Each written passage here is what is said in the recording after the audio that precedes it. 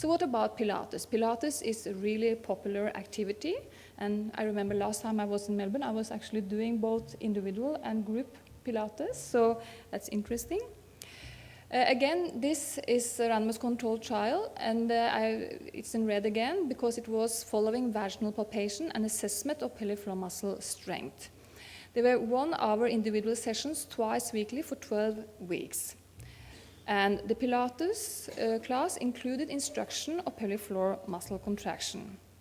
The pelvic floor muscle training included, and this is quote of the authors again, biofeedback, vaginal manipulation, I don't know what that is, massage, neuromuscular re-education, manual therapy focusing strictly on the pelvic floor. This is an unknown protocol for pelvic floor muscle training. This is an American study. I never seen this protocol in use, and it's not evidence-based.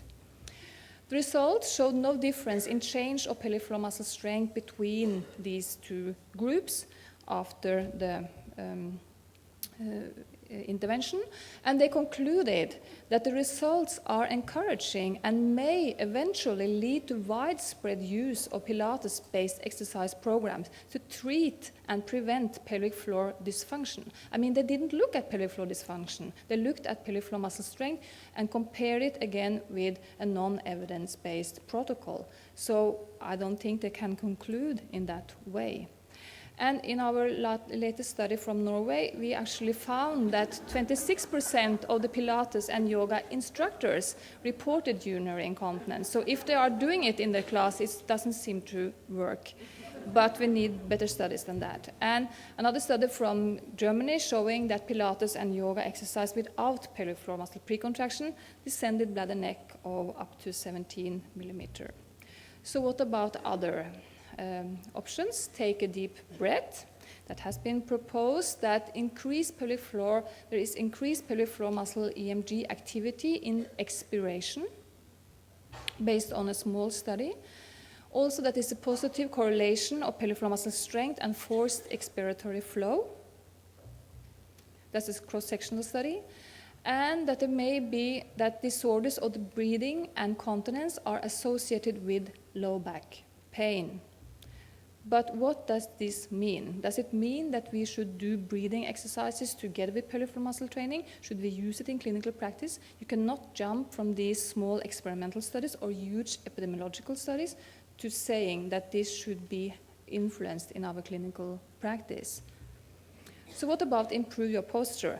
I do a lot of reviewing, and I see a lot of studies coming in that really are exciting about posture for the moment.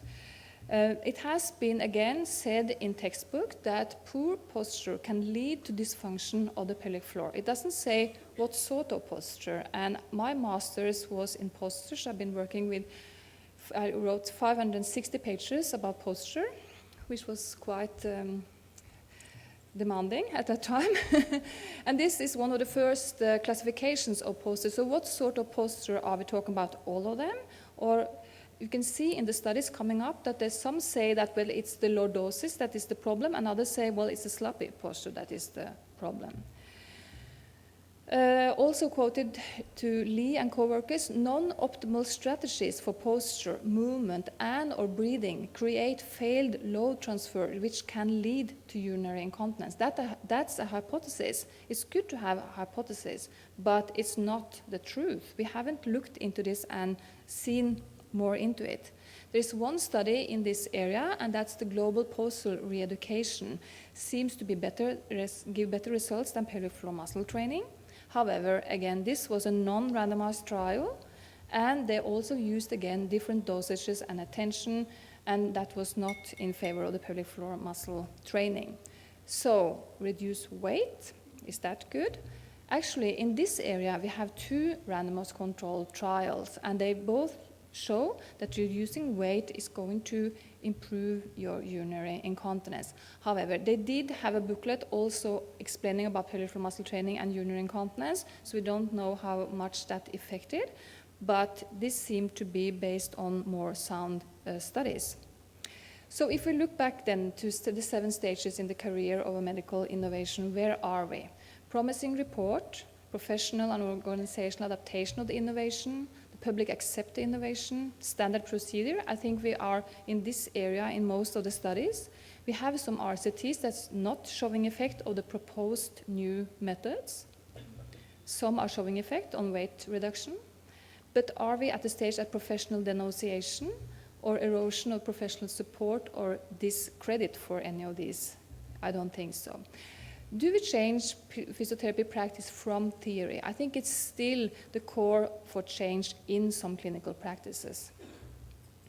And I think it's even more dangerous today than when I was educated, because it's so-called research-based, but it's not based on high-quality randomized controlled trials. It's based on small experimental studies, which cannot be used to say that this is effective in clinical practice.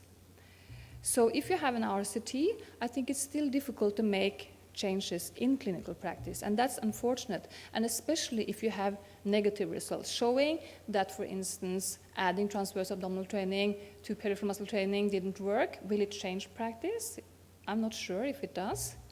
And also if the practice that is different from the mainstream. So if you want to do something in clinical practice and you get randomized controlled trial saying you're not going to do it, it's hard to change. It's much easier if it supports what we are already doing, which is unfortunate because that's not really to being research-based.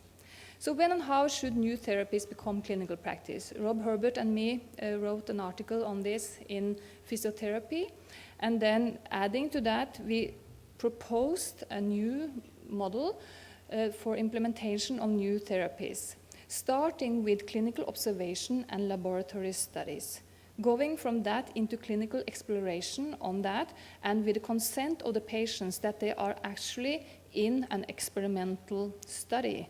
This is not evidence-based what they are doing.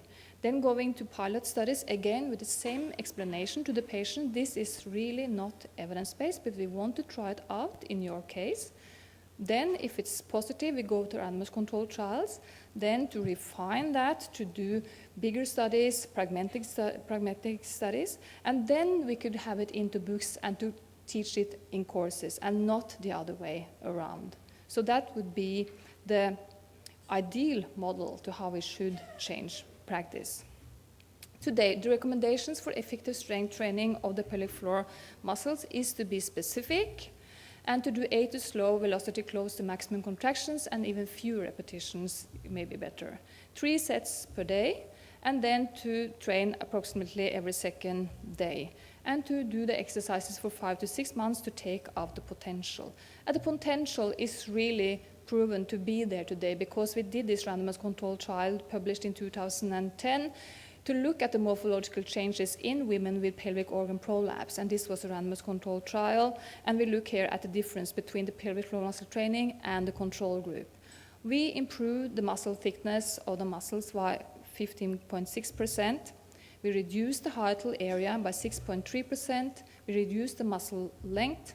We lifted the bladder, the position of the bladder neck, and we also lifted rectal ampulla significantly compared to the control group, and also maybe some changes in the automatic function. So by doing strengthening of the pelvic floor muscles, you get the same changes as you get when you train the biceps, and this is really going into the etiology and pathophysiology of the conditions, which is strong data.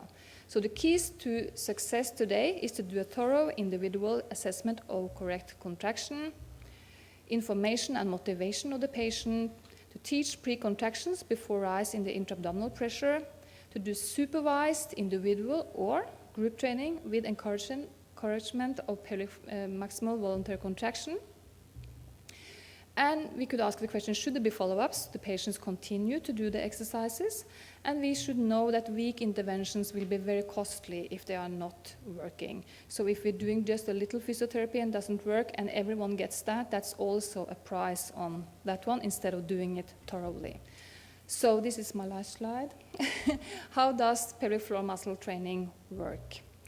Well, the conscious pre-contraction before and under increase in abdominal pressure, the NAC, is working. There is evidence both from basic studies and randomized controlled trials that this is working. Functional training is actually using the neck in all different days activities of daily living. There's no evidence on that, but it may be common in physiotherapy practices around the world, so we need more research there. Strength training, that's where we have the strongest evidence ever. Indirect training of the transverse abdominal training, there is no evidence, but it seems that some physiotherapists love to do these exercises in combination with the pelvic floor. Other alternative methods that I have been presenting today, there is no evidence except for weight reduction. So thank you so much for your attention, and just to say that it can be nice with snow as well, so I hope I go back to this. Thank you.